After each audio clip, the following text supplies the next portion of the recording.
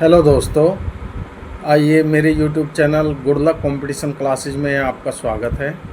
देखिए, ये घटना चक्र वर्ष 2026 का नवीनतम संस्करण है और इसका विषय है भारतीय राज्य व्यवस्था एवं शासन, जिसे हम भारतीय संविधान भी कहते हैं। और इसमें विभिन्न राज्यों के पीसीएस और आईएएस परीक्षाओं में जो प्रारंभिक परीक्षाएं हुई हैं गत वर्षों में, उनके प्रश्न पत्र का हल दिया है और हल के साथ साथ व्याख्या भी दी है, जो परीक्षा के दृष्टिकोण से अति महत्वपूर्ण है। आइए इन्हें देखते हैं। आज का जो टॉपिक है वो है फंडामेंटल राइट्स, जिन्हें हिंदी में मूल अधिकार भी कहते हैं।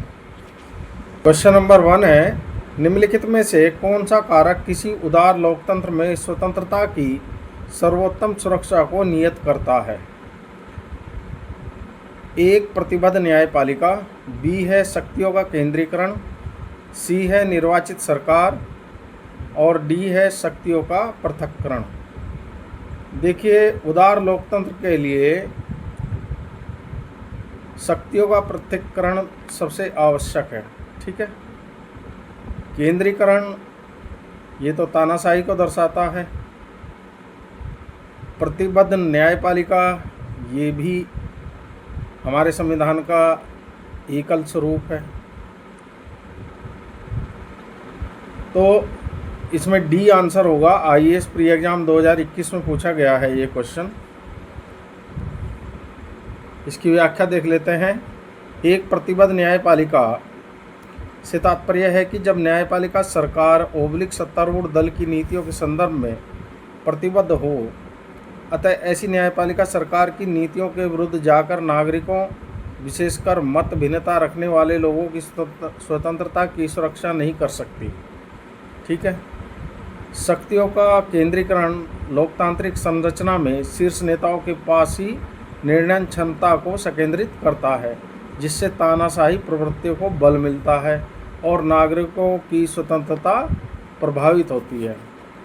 अच्छा, निर्वाचित सरकार नागरिकों की प्रतिनिधि होने के कारण स्वतंत्रता की संरक्षक मानी जाती है, परंतु निर्वाचित सरकार की स्थिति में भी अल्पमत नागरिकों की स्वतंत्रता विभिन्न प्रकार से प्रभावित हो सकती है। शक्तियों के पृथक्करण से तात्पर्य शासन के 3 अंगों विधायिका, कार्यपालिका और न्यायपालिका की शक्तियों के स्पष्ट पृथक्करण से है। ठीक है। इस स्थिति में शासन के किसी एक अंग द्वारा अपनी शक्तियों का दुरुपयोग करने पर दूसरे अंग द्वारा उसका निरोध किया जाता है। जैसे कभी कभी संसद ऐसे कानून बना देती है जो संविधान के मूल ढांचे को प्रभावित कर रहा हो, तो सुप्रीम कोर्ट उस विधि को वहाँ तक शून्य घोषित कर देती है जहाँ तक वह संविधान के मूल ढांचे पर प्रभाव डाल रहा हो। इस प्रकार शासन के 3 अंगों में संतुलन बना रहता है एवं तानाशाही प्रवृत्तियों की समुचित रूप से रोकथाम संभव है। अतः शक्तियों का पृथक्करण ही किसी उदार लोकतंत्र में नागरिकों की स्वतंत्रता का सर्वोत्तम सुरक्षा करता है। ठीक है।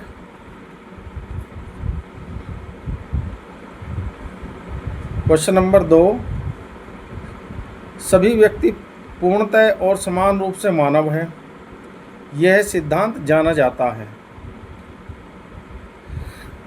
सभी व्यक्ति पूर्णतः और समान रूप से मानव है, ये सार्वभौमिकता का सिद्धांत है। ठीक है। व्याख्या देख लेते हैं इसकी। सभी व्यक्ति पूर्णतः और समान रूप से मानव है, यह सिद्धांत सार्वभौमिकतावाद के नाम से जाना जाता है। इस सिद्धांत के अनुसार सभी व्यक्तियों को उनके मानव अधिकार समान रूप से बिना किसी भेदभाव के उपलब्ध होने चाहिए। क्वेश्चन नंबर 3, 1931 में कांग्रेस के किस अधिवेशन में मौलिक अधिकारों का प्रस्ताव पारित हुआ? तो ये कराची अधिवेशन में पारित हुआ था। ठीक है, आज़ादी से पहले की बात है ये। इसकी व्याख्या है, वर्ष 1931 में हुए कांग्रेस के कराची अधिवेशन में मौलिक अधिकारों का प्रस्ताव पारित हुआ था। इस अधिवेशन की अध्यक्षता सरदार वल्लभ भाई पटेल ने की थी। ठीक है। तो इंडियन नेशनल मूवमेंट का भी क्वेश्चन है। तो ये 1931 का कराची अधिवेशन भी याद रखिएगा, और इसमें मौलिक अधिकारों का प्रस्ताव पारित हुआ था, ये भी याद रखने वाली बात है। और इसकी अध्यक्षता सरदार वल्लभ भाई पटेल ने की थी, ये भी याद रखने वाली बात है। 3 क्वेश्चन विभिन्न डायमेंशन से बन रहे हैं, किसी भी डायमेंशन से क्वेश्चन पूछ सकता है। निम्नलिखित में से कौन सा एक सही है? भारतीय संविधान में मूल अधिकारों को शामिल करने के लिए नेहरू रिपोर्ट 1928 ने समर्थन किया था। ठीक है, ये आप इंडियन नेशनल मूवमेंट में भी पढ़ोगे। बिल्कुल सही कहा है कि 1928 में जो रिपोर्ट आई थी, नेहरू रिपोर्ट, तो इसने मूल अधिकारों को शामिल करने के लिए समर्थन किया था। ठीक है, तो ये आंसर इसका ठीक है। बी दिया है इसने, भारत सरकार अधिनियम 1935 ने मूल अधिकारों को प्रश्रय दिया था, नहीं। अगस्त प्रस्ताव 1940 ने मूल अधिकार शामिल, नहीं। क्रिप्स मिशन 1942 ने मूल अधिकारों को प्रश्रय दिया, नहीं। ठीक है, चलिए इसकी व्याख्या देख लेते हैं। भारतीय संविधान में मूल अधिकारों को सम्मिलित करने का समर्थन नेहरू रिपोर्ट 1928 द्वारा किया गया था। तो इस तरह से आपका विकल्प ए ठीक हो जाएगा। क्वेश्चन नंबर 5, मौलिक अधिकारों के बारे में निम्नलिखित शब्द किसने कहे? एक मौलिक अधिकार को उस क्षण की किसी विशेष कठिनाई के दृष्टिकोण से नहीं देखा जाना चाहिए, बल्कि एक ऐसी चीज़ के रूप में जिसे आप संविधान में स्थायी बनाना चाहते हैं। ये पंडित जवाहरलाल नेहरू ने कहा था। ठीक है, बी आंसर हो जाएगा इसका। MPPCS प्री 2022 में क्वेश्चन पूछा गया है। व्याख्या इसकी, मौलिक अधिकारों पर अंतरिम रिपोर्ट को संविधान सभा द्वारा अपनाए जाने का प्रस्ताव रखते हुए 30 अप्रैल 1947 को पंडित जवाहरलाल नेहरू ने कहा था, एक मौलिक अधिकार को उस क्षण की किसी विशेष कठिनाई के दृष्टिकोण से नहीं देखा जाना चाहिए, बल्कि ऐसी चीज़ के रूप में जिसे आप संविधान में स्थायी बनाना चाहते हैं। तो ये बात पंडित जवाहरलाल नेहरू ने 30 अप्रैल 1947 को कही थी। ठीक है, इंग्लिश में दिया है इसका translate, a fundamental right should be looked upon not from the point of view of any particular difficulty of that movement, but as something that you want to make permanent in this constitution.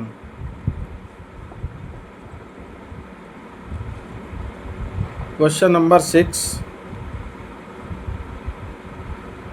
निम्नलिखित में से किस व्यक्ति ने मूल अधिकारों को हमारे लोगों के लिए एक प्रतिज्ञा तथा सभ्य विश्व के साथ किया गया समझौता कहा था? ठीक है, ये डॉक्टर राधाकृष्ण के शब्द हैं। ये जो उक्ति है ये डॉक्टर एस राधाकृष्ण द्वारा कही गई थी, और ये डी आंसर है इसका। UPPCS प्री एग्जाम 2021 में क्वेश्चन पूछा गया है। व्याख्या महत्वपूर्ण है इसकी, देख लेते हैं। मूल अधिकारों पर संविधान सभा में हुई बहस में भाग लेते हुए डॉक्टर एस राधाकृष्ण ने कहा था, यह हमारे लोगों के लिए एक प्रतिज्ञा और सभ्य विश्व के साथ किया गया एक समझौता है।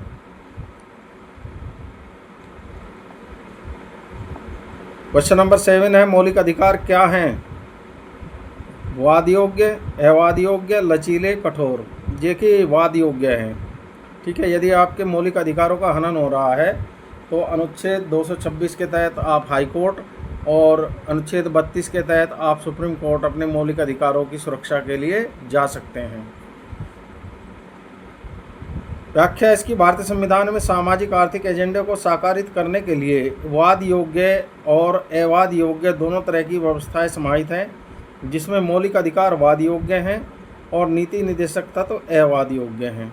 वाद योग्य वो होते हैं अधिकार जिसकी रक्षा के लिए आप न्यायालय जा सकते हो। ठीक है, नीति निर्देशक तत्वों के लिए आप कोर्ट नहीं जा सकते। क्वेश्चन नंबर 8, अधिकारों को मूल अधिकार कहा जाता है क्योंकि? फर्स्ट दिया है इसने, यह संविधान में उल्लिखित होता है। हाँ, संविधान में उल्लिखित है मूल अधिकार। यह प्रजातांत्रिक होता है। यह लोक कल्याणकारी होता है। फोर्थ दिया है, यह व्यक्तित्व विकास के लिए आवश्यक होता है। हाँ, आवश्यक होता है। लोक कल्याणकारी तो नीति निर्देशक तत्वों के विषय में कहा गया है संविधान में, ठीक है। और संसद इसके विरुद्ध कानून नहीं बना सकती। देखिए, अगर फंडामेंटल राइट्स के विरुद्ध संसद कानून बना देती है तो सुप्रीम कोर्ट उस कानून को वहाँ तक शून्य घोषित कर देती है जहाँ तक वे मूल अधिकारों पर, यानी जो संविधान का मूल ढांचा है उसको प्रभावित कर रहा है, ठीक है। तो ये छत्तीसगढ़ PCS प्री एग्ज़ाम 2017 में क्वेश्चन पूछा गया है और इसका जो आंसर है वो C है। इसमें फर्स्ट, फोर्थ और 5 ये ठीक है। व्याख्या दी है इसकी। स्वतंत्रता संघर्ष के दौरान स्वतंत्रता आंदोलन के नेताओं ने अधिकारों के महत्व को समझा था। स्वतंत्रता के बाद संविधान निर्माण के दौरान संविधान में अधिकारों का समावेश करने व उन्हें सुरक्षित करने के उद्देश्य से संविधान में उन अधिकारों को सूचीबद्ध किया गया जिन्हें सुरक्षा देनी थी और उन्हें मौलिक अधिकारों की संज्ञा दी गई, ठीक है। यह अधिकार अत्यधिक महत्वपूर्ण है और इसलिए उन्हें संविधान में सूचीबद्ध किया गया है। भाग 3 में संविधान के मौलिक अधिकार दिए गए हैं। व्यक्तित्व विकास के लिए ये इतने महत्वपूर्ण है कि संविधान स्वयं यह सुनिश्चित करता है कि सरकार भी उनका उल्लंघन न कर सके। अभी मैंने बताया था, यदि सरकार भी इनका उल्लंघन करे, संसद भी कोई ऐसा कानून बना दे जो मूल अधिकारों पर विपरीत प्रभाव डाल रहा हो, तो वह कानून, वह विधि उस दशा तक शून्य होगी जहाँ तक वो मूल अधिकार या संविधान के मूल ढांचे को प्रभावित कर रही है, ठीक है। तो इन अधिकारों के अभाव में व्यक्ति के व्यक्तित्व का सर्वोत्तम विकास संभव नहीं हो पाता। अच्छा, संविधान के अनुच्छेद 13 के अंतर्गत यह प्रावधान है कि किसी भी अध्यादेश या अधिनियम के द्वारा अधिकारों को छीन या समाप्त नहीं किया जा सकता, ठीक है। प्रजातांत्रिक और लोक कल्याणकारी अवधारणा शासन प्रक्रिया से संबद्ध है, न कि अधिकारों से, ठीक है। चलिए आगे चलते हैं। मौलिक अधिकार ए में दिया है, कभी भी निलंबित नहीं किए जा सकते, नहीं किए जा सकते हैं, आपातकाल में किए जा सकते हैं। बी दिया है, प्रधानमंत्री के निर्देश से निलंबित हो सकते हैं, नहीं, राष्ट्रपति के आदेश से निलंबित होते हैं। सी दिया है, राष्ट्रपति की इच्छा पर निलंबित हो सकते हैं, इच्छा नहीं होती है राष्ट्रपति की, ठीक है। ये पहले संवैधानिक प्रावधान को लागू किया जाता है कि आपात की उद्घोषणा की जाती है, तब राष्ट्रपति मौलिक अधिकारों को निलंबित करता है और उस दशा में भी अनुच्छेद 20 और 21 में जो मूल अधिकार दिए गए हैं वो बने रहते हैं, ठीक है। डी दिया है, आपातकालीन स्थिति में निलंबित किए जा सकते हैं। हाँ, ये ठीक है, तो डी आंसर हो गया इसका। व्याख्या इसकी। मौलिक अधिकार नैसर्गिक या प्राकृतिक एवं अप्रतिदेय अधिकार हैं जो राज्य कृत्य के विरुद्ध एक गारंटी के रूप में है। इन्हें केवल आपातकालीन स्थिति में ही निलंबित किया जा सकता है। अनुच्छेद 358 एवं 359 यानी 359 में आपात की उद्घोषणा के प्रवर्तन की स्थिति में मूल अधिकारों के प्रवर्तन के निलंबन संबंधी प्रावधानों का वर्णन किया गया है, ठीक है। क्वेश्चन नंबर 10, भारत में मौलिक अधिकारों के संबंध में निम्न वक्तव्यों पर विचार कीजिए। नंबर 1, ये राज्य कृत्य के विरुद्ध एक गारंटी है, ठीक है, बिल्कुल सही है। यदि राज्य कोई ऐसा कृत्य करता है जो किसी व्यक्ति के मूल अधिकार के विरुद्ध है तो उसके विरुद्ध जो है आप हाई कोर्ट और सुप्रीम कोर्ट जा सकते हैं। तो पहला कथन आपका बिल्कुल ठीक है। और दूसरा कथन दिया है इसने, ये संविधान के भाग 3 में सूचीबद्ध है, बिल्कुल ठीक बात है। और तीसरा दिया है, सामाजिक, आर्थिक और राजनीतिक न्याय सुनिश्चित करते हैं, ये भी बात बिल्कुल सही है मौलिक अधिकारों के विषय में। नंबर 4 दिया है, यह संयुक्त राज्य अमेरिका के अधिकारों के बिल की भांति नहीं है। देखिए, जो मौलिक अधिकार हैं वह संयुक्त राज्य अमेरिका से लिए गए हैं और जो संयुक्त राज्य अमेरिका में अधिकारों का बिल है उसी की भांति हमारे मूल अधिकार हैं, ठीक है। तो 1 और 2, 3 सही है इसमें, जबकि चौथा गलत है। तो इसका सी आंसर हो जाएगा 1, 2, 3। नेक्स्ट, अच्छा व्याख्या देख लेते हैं। भारत में मौलिक अधिकार राज्य कृत्य के विरुद्ध एक गारंटी है। इन्हें संविधान के भाग 3 में शामिल किया गया है। यह संयुक्त राज्य अमेरिका के अधिकार बिल की भांति है। जहाँ तक सामाजिक, आर्थिक, राजनीतिक न्याय का प्रश्न है तो ये संविधान की प्रस्तावना से उद्भूत होते हैं और संविधान के भाग 3 के मौलिक अधिकार और भाग 4 के राज्य के नीति निर्देशक तत्व एक दूसरे के पूरक के रूप में मिलकर इन्हें सुनिश्चित करते हैं। क्वेश्चन नंबर 11, भारतीय संविधान में किस अनुच्छेद के अंतर्गत नागरिकों को मौलिक अधिकार प्रदान किए गए हैं? तो अनुच्छेद 12 से 35 बी आंसर हो जाएगा। लेते हैं, भारतीय संविधान के भाग 3 में अनुच्छेद 12 से 35 तक मौलिक अधिकार का प्रावधान है और वर्तमान में कुल 6 मौलिक अधिकार हैं। मूल संविधान में 7 थे। क्वेश्चन नंबर 12, भारतीय संविधान का कौन सा अनुच्छेद संवैधानिक प्रावधानों को संघीय संसद / राज्य विधानपालिकाओं द्वारा बनाए गए नियमों कानूनों पर प्राथमिकता प्रदान करता है? ये अनुच्छेद 13 है। ठीक है,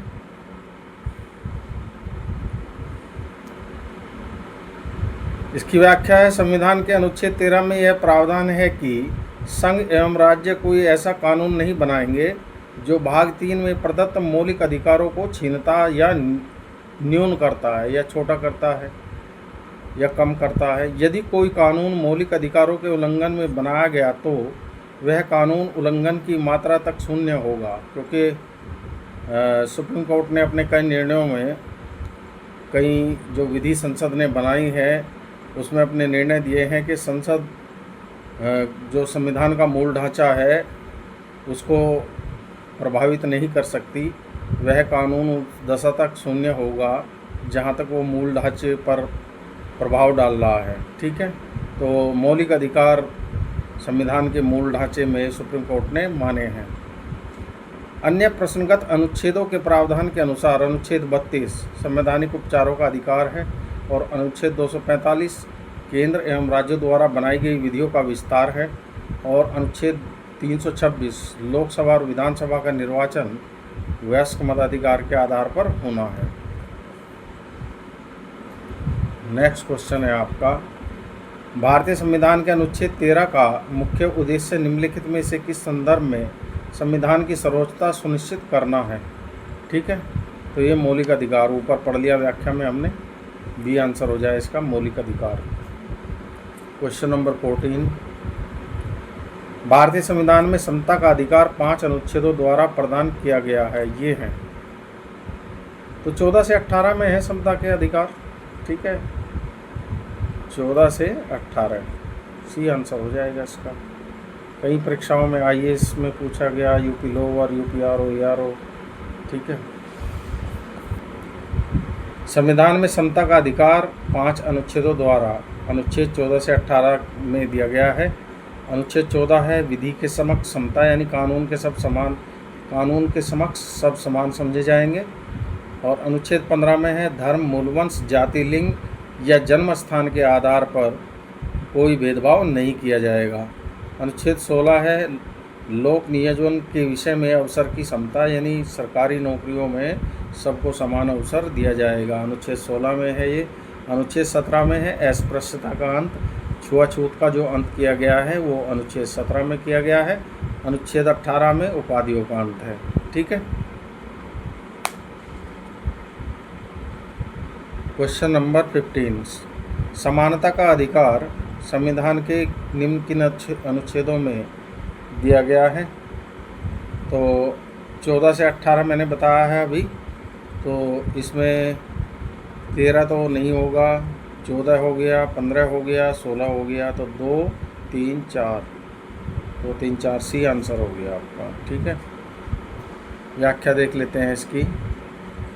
समानता या समता का अधिकार भारतीय संविधान के 14, 15, 16, 17, 18 के अंतर्गत समाहित है, यानी 14 से 18 में समानता का अधिकार या समता का अधिकार है, जो मूल अधिकार के अनुच्छेद है।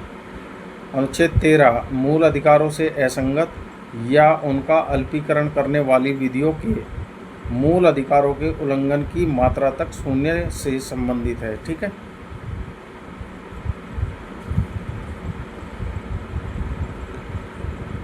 नेक्स्ट क्वेश्चन है 16। भारतीय संविधान के निम्नलिखित अनुच्छेदों में से कौन सा विधान सत्ता पर पूर्ण नियंत्रण लगाता है? ये अनुच्छेद 14 है, समता का अधिकार। ठीक है, जो विधान पर पूर्ण नियंत्रण लगाता है विधान सत्ता पर। व्याख्या देख लेते हैं इसकी। संविधान का अनुच्छेद 14 विधान सत्ता पर नियंत्रण लगाता है। यह उपबंध कहता है कि किसी व्यक्ति को विधि के समक्ष समता से या विधियों के समान संरक्षण से वंचित नहीं किया जाएगा। प्रत्येक व्यक्ति, चाहे वह नागरिक हो या विदेशी, सभी के संदर्भ में यह अधिकार लागू होता है। तो ये अधिकार विदेशियों को भी है और भारत के नागरिकों को भी है। अनुच्छेद 14।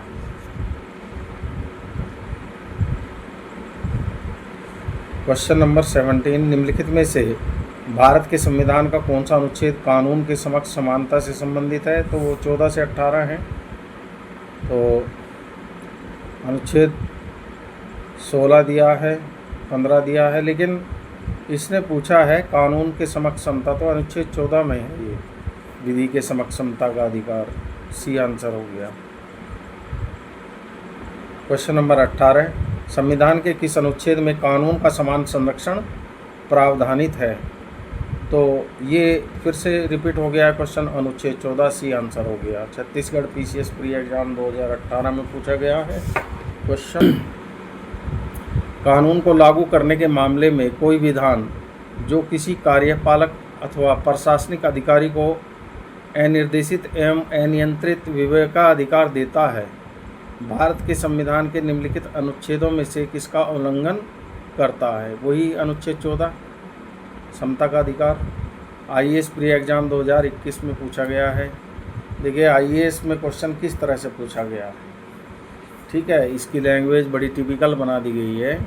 इसके लिए आपका अनकॉन्शियस माइंड थोड़ा सा तो एक्टिवेट होना चाहिए।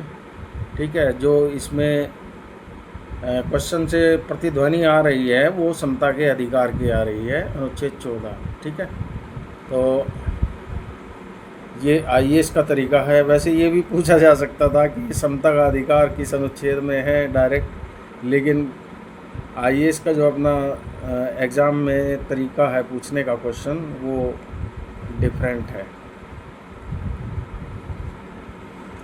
अच्छा, संविधान के अनुच्छेद 14 के अनुसार राज्य भारत के राज्य क्षेत्र में किसी व्यक्ति को विधि के समक्ष समता से या विधियों के समान संरक्षण से वंचित नहीं करेगा। यह विधि के शासन रूल ऑफ लॉ का मूल तत्व है, जिसका तात्पर्य है कि सभी के लिए एक कानून और सभी के लिए एक न्यायतंत्र।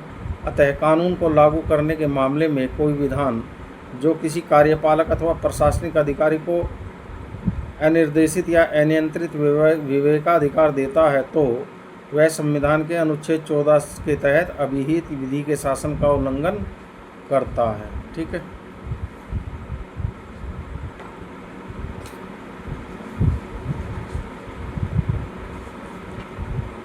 Question number 20। विधि का नियम या कानून का अधिराज्य का मतलब क्या है? ये दिया है इसने, सभी के लिए एक कानून और सभी के लिए एक न्यायतंत्र। ये अनुच्छेद 14 की ही बात कर रहा है। ठीक है, जो हमने अभी ऊपर पढ़ा है, तो ए आंसर हो जाएगा इसका। बिहार पीसीएस प्री एग्जाम 2020 में क्वेश्चन पूछा गया है और इसकी व्याख्या जो दी गई है, विधि का नियम या शासन या कानून का अधिराज्य रूल ऑफ लॉ का तात्पर्य सभी के लिए एक कानून और सभी के लिए एक न्यायतंत्र। विधि के शासन का सामान्य अर्थ यह है कि देश के कानून के समक्ष सभी नागरिक समान है, जो अनुच्छेद 14 में दिया गया है, तथा कोई भी व्यक्ति कानून से ऊपर नहीं है। साथ ही कानून किसी व्यक्ति के साथ धर्म, जाति, लिंग के आधार पर भेदभाव नहीं कर सकता। भारतीय संविधान में मौलिक अधिकारों के तहत अनुच्छेद 14 में विधि के समक्ष समता और विधियों के समान संरक्षण का अधिकार प्रदान करता है। नेक्स्ट क्वेश्चन है आपका 21। धर्म आदि के आधार पर विभेद का प्रतिषेध। ठीक है, भारत के संविधान का अनुच्छेद है 15। एक मूल अधिकार है जिसे इसके अधीन वर्गीकृत किया जाएगा। धर्म की स्वतंत्रता नहीं, शोषण के विरुद्ध अधिकार नहीं, संस्कृति और शिक्षा के अधिकार का नहीं, समता का अधिकार। ठीक है, देखिए 14 से 18 तक समता का अधिकार है और 14 के बाद 15 अनुच्छेद आता है, तो ये भी समता के अधिकार में ही जाएगा। आईएएस परीक्षा में पूछा गया है क्वेश्चन।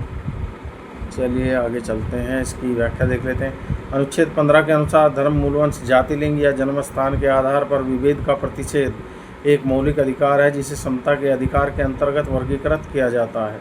अनुच्छेद 14 से अनुच्छेद 18 तक के अधिकार समता के अधिकार में शामिल हैं।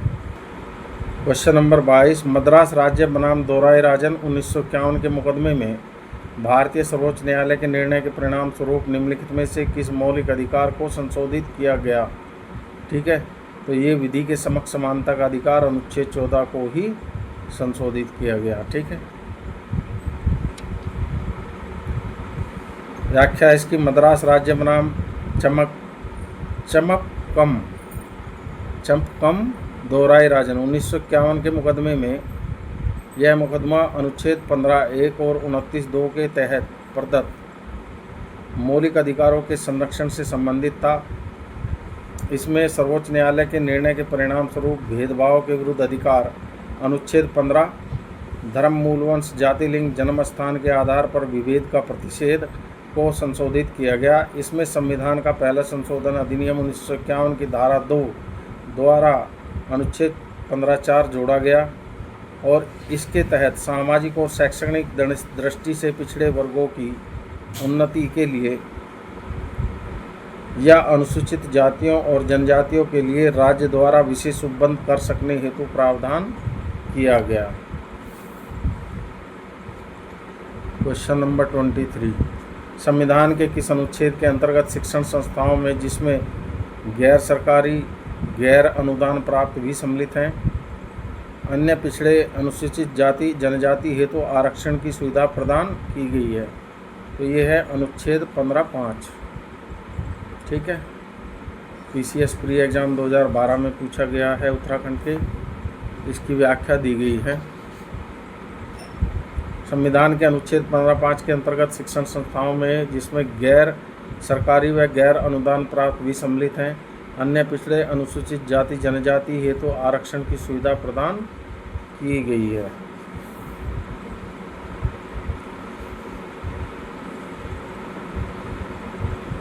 क्वेश्चन नंबर 24, संविधान के किन अनुच्छेदों के अनुसार ओबीसी या अन्य पिछड़ा वर्ग को आरक्षण का प्रावधान किया गया है? अभी ऊपर पढ़ा है हमने व्याख्या में। ठीक है, तो ये 15(4) और 16(4) में है। ठीक है, अनुच्छेद 15(4) और अनुच्छेद 16(4). ठीक है,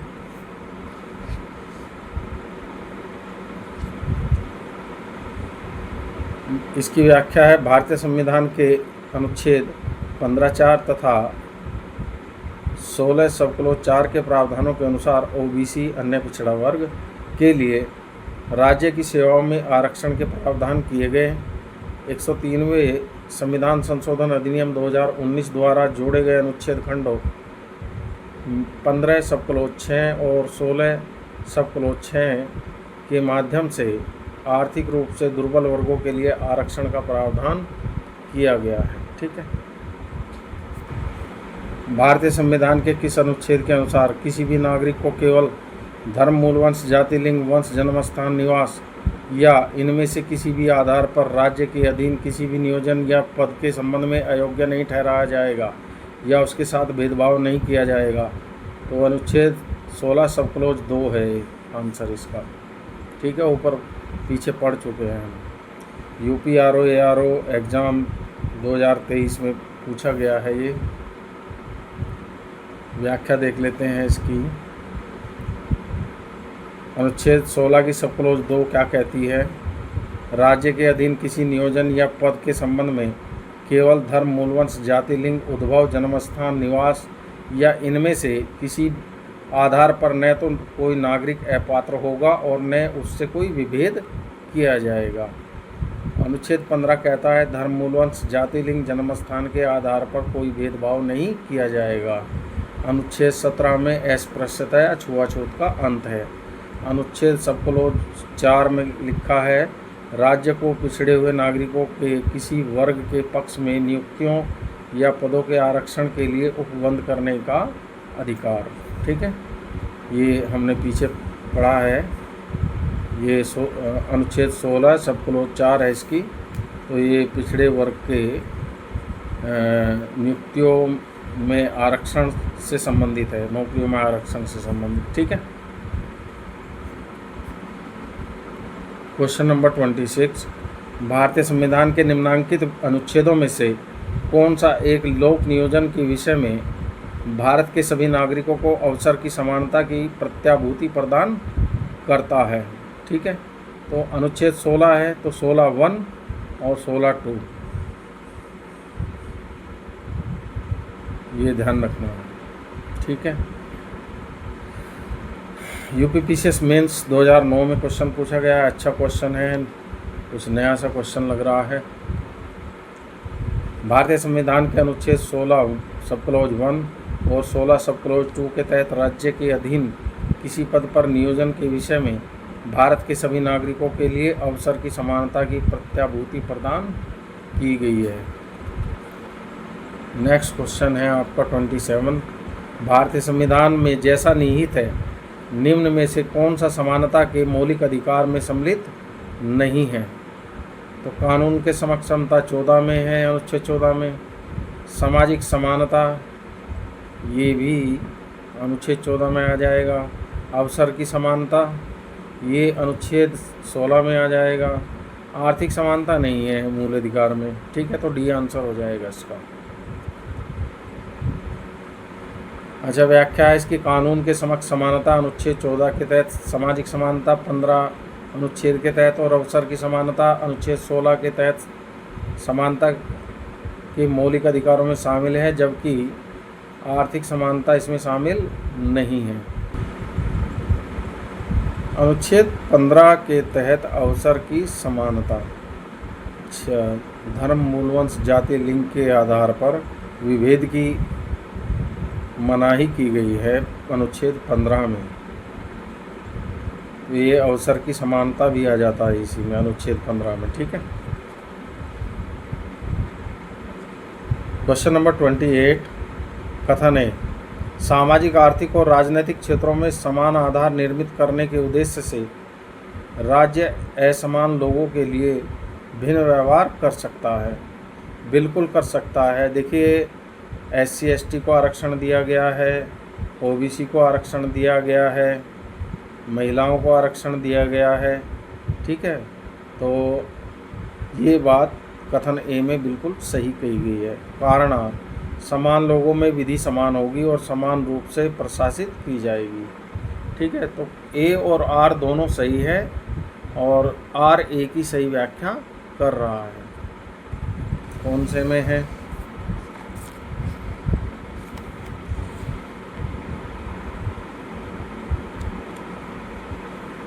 ए और आर दोनों सही है। आर ए का सही स्पष्टीकरण है, डी आंसर है इसका। यूपीपीसीएस मेंस 2016 में क्वेश्चन पूछा गया है।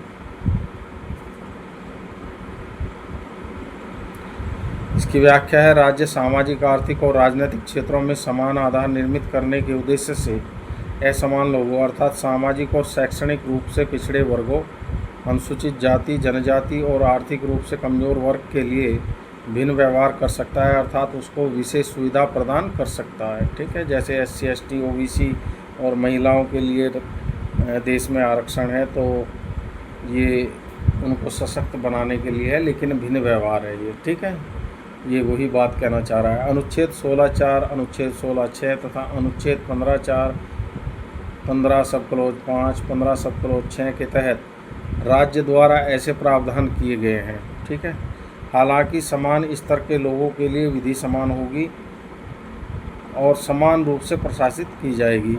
अनुच्छेद 14 के तहत विधि के समक्ष समानता एवं विधियों के समान संरक्षण की बात कही गई है। इस प्रकार स्पष्ट है कि कथन ए और आर दोनों सत्य है और आर ए का सही स्पष्टीकरण है। ठीक है,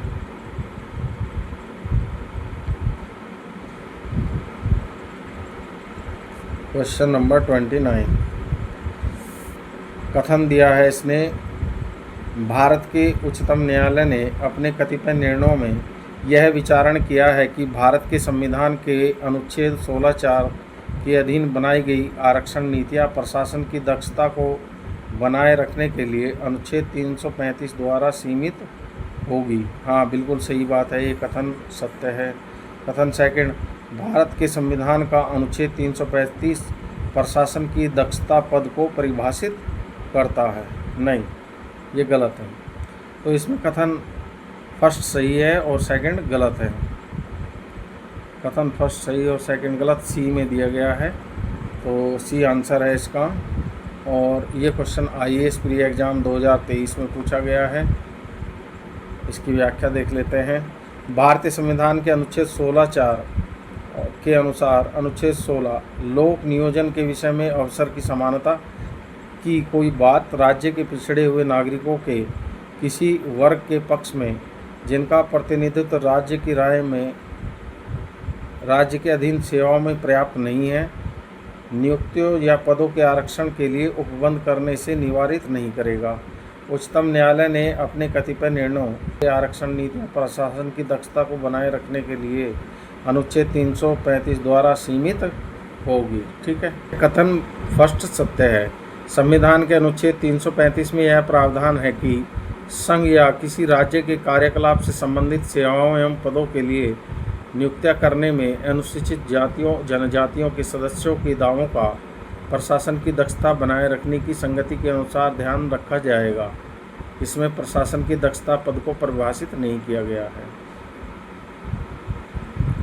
क्वेश्चन नंबर 30, किस संशोधन अधिनियम के अंतर्गत अनुच्छेद 16 में 4A जोड़कर अनुसूचित जाति और जनजाति के लिए पदोन्नति में आरक्षण सुनिश्चित किया गया है?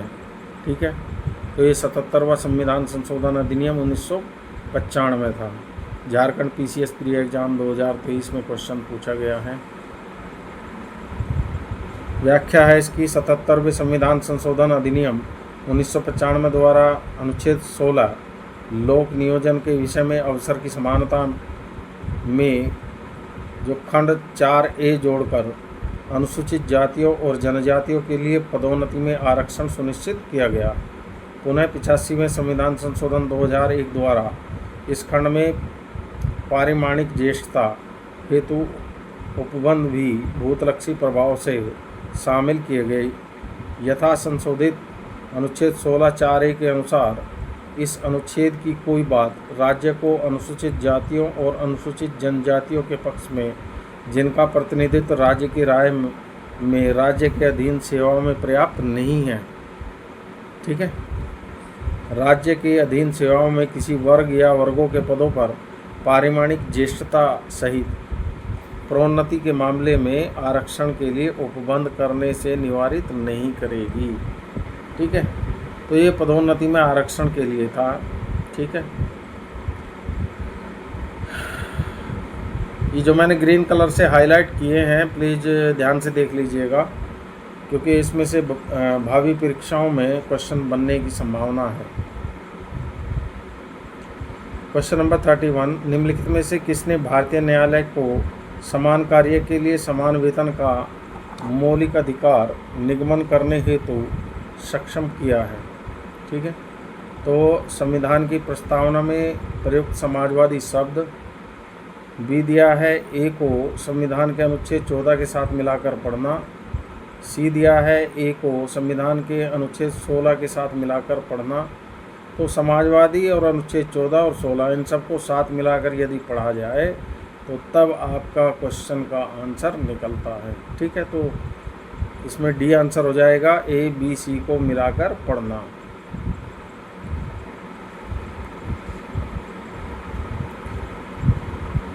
इसका व्याख्या दी है। सर्वोच्च न्यायालय ने रणधीर सिंह बनाम भारत संघवाद 1982 में यह अभी निर्धारित किया कि अनुच्छेद 14 व 16 को संविधान की प्रस्तावना तथा अनुच्छेद 39D के प्रकाश में अर्थान्वित करते हुए समान कार्य के लिए समान वेतन का सिद्धांत इन अनुच्छेदों समता के अधिकार से निष्कर्षणीय है।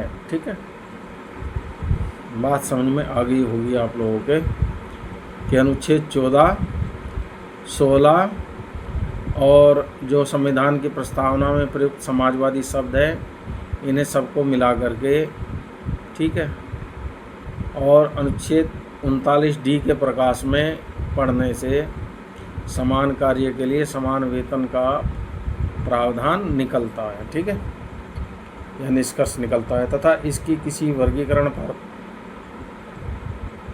किसी वर्गीकरण पर आधारित न होने अथवा असंगत अतार्किक वर्गीकरण पर आधारित असमान वेतनमानों के मामले में उचित ढंग से लागू किया जा सकता है। हालांकि यह स्पष्ट रूप से मौलिक अधिकारों के रूप में घोषित न होकर एक संवैधानिक लक्ष्य है जिसे अनुच्छेद 14 और 16 की समता धाराओं के माध्यम से व्याख्या के रूप में लागू किया जा सकता है। क्वेश्चन नंबर 32, भारतीय संविधान की प्रस्तावना में प्रयुक्त समाजवाद शब्द को निम्नलिखित किस अनुच्छेदों के साथ मिलकर पढ़ने से सर्वोच्च न्यायालय को समान कार्य के लिए समान वेतन को मौलिक अधिकार परिभाषित करने की शक्ति प्राप्त हुई है? तो अभी हमने पढ़ा था पीछे अनुच्छेद 14 और 16, तो डी आंसर हो जाएगा इसका। क्वेश्चन नंबर 33, संविधान के किस प्रावधान द्वारा अस्पृश्यता उन्मूलन किया गया है? तो अनुच्छेद 17 है ये। इसकी व्याख्या दी गई है। ये अनुच्छेद 17 मूल अधिकार में दिया गया है। समानता का जो अधिकार है, इसके 5 अनुच्छेद हैं, उसमें से 17 एक अनुच्छेद है जिसमें छुआछूत या अस्पृश्यता का उन्मूलन किया गया है। इस अनुच्छेद में कहा गया है कि अस्पृश्यता का अंत किया जाता है और उसका किसी भी रूप में आचरण निषिद्ध किया जाता है। अस्पृश्यता से उपजी किसी निर्योग्यता को लागू करना अपराध होगा जो कानून के अनुसार दंडनीय होगा। नेक्स्ट क्वेश्चन है 34, भारतीय संविधान का कौन सा अनुच्छेद अस्पृश्यता उन्मूलन करता है और किसी भी रूप में इसके आचरण का निषेध करता है? तो अनुच्छेद 17 अभी ऊपर पढ़ा है हमने, बी आंसर हो जाएगा इसका। क्वेश्चन नंबर 35, भारतीय संविधान के निम्नलिखित में से किस अनुच्छेद द्वारा अस्पृश्यता की समाप्ति की व्यवस्था की गई है? तो ये डी आंसर हो जाएगा इसका। अनुच्छेद 17 अभी ऊपर पढ़ा है हमने। यूपी आरओ 2017 और MPPCS प्री एग्ज़ाम 2021 में क्वेश्चन पूछा गया है। क्वेश्चन नंबर 36, भारतीय संविधान के अनुच्छेद 17 का संबंध है अस्पृश्यता से। ठीक है, तो सी आंसर हो जाएगा अस्पृश्यता उन्मूलन। क्वेश्चन नंबर 37, भारतीय संविधान का छुआछूत उन्मूलन से संबंधित अनुच्छेद है, अनुच्छेद 17 है, तो बी आंसर हो जाएगा।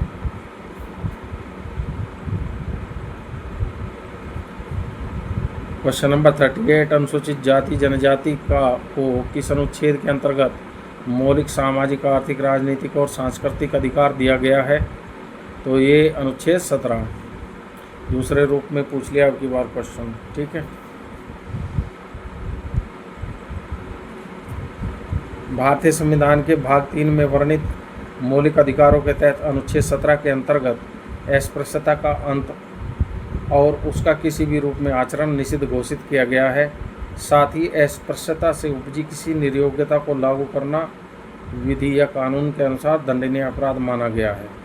अनुच्छेद 17 समता के या समानता के मौलिक अधिकार से संबंधित है। अस्पृश्यता के निषेध से अछूत समझे जाने वाले व्यक्तियों, विशेषकर अनुसूचित जाति और जनजाति को एक मौलिक सामाजिक आर्थिक राजनीतिक और सांस्कृतिक अधिकार दिया गया है अनुच्छेद 17 के अंतर्गत। ठीक है,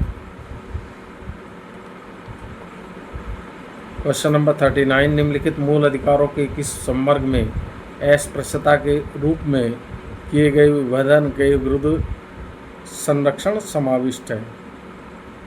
तो ये अनुच्छेद जो 17 है आपका, ये समानता के अधिकार में है या समता का अधिकार जो 14 से 18 में है। तो शोषण के विरुद्ध अधिकार इसमें नहीं है, स्वतंत्रता के अधिकार में नहीं है, संवैधानिक उपचारों के अधिकार में नहीं है, समता के अधिकार में चला जाएगा अनुच्छेद 17, तो डी आंसर हो जाएगा। ये IAS प्री एग्ज़ाम 2020 में क्वेश्चन पूछा गया है। और नेक्स्ट क्वेश्चन है आपका 40, भारत में अस्पृश्यता का निवारण निम्नलिखित में से किन उपायों के द्वारा किया गया? ठीक है, तो कानून बनाकर किया गया है, SC/ST एक्ट बनाया गया है। नंबर 2, शिक्षा की उन्नति द्वारा लोगों को शिक्षा देकर जागृत किया गया। ठीक है, जब लोग शिक्षित हो जाएंगे तो छुआछूत अपने आप बंद कर देंगे। तीसरा है जन जागरण द्वारा, हाँ, लोगों के अंदर जागृति लाकर भी छुआछूत को समाप्त किया गया। तो 1 2 3 नौकरियों में प्रवेश दिलाकर नहीं, 1 2 3 ही ठीक है, ये आंसर हो गया इसका। भारत में, अच्छा इसकी व्याख्या है, भारत में अस्पृश्यता का निवारण कानून बनाकर शिक्षा की उन्नति द्वारा एवं जनजागरण द्वारा किया जा सकता है।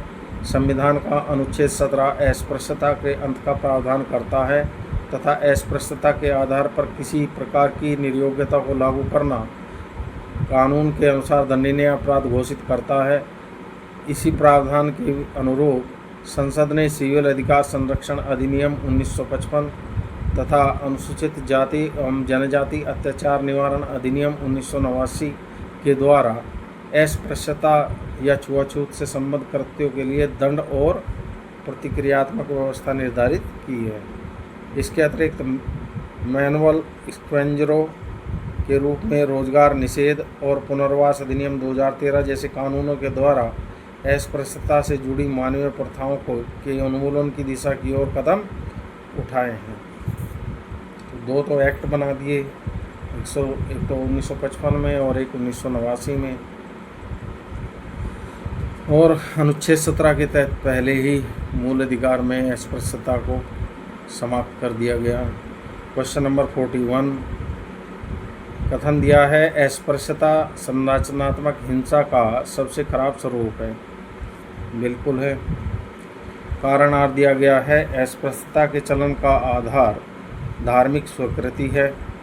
उपरोक्त कथनों पर विचार कीजिए तथा नीचे दिए गए कोट से सही उत्तर का चयन कीजिए। तो ए और आर दोनों सही है और आर ए की सही व्याख्या करता है। ठीक है, आज का वीडियो यहीं समाप्त करता हूँ। आशा करता हूँ आप इससे लाभान्वित होंगे।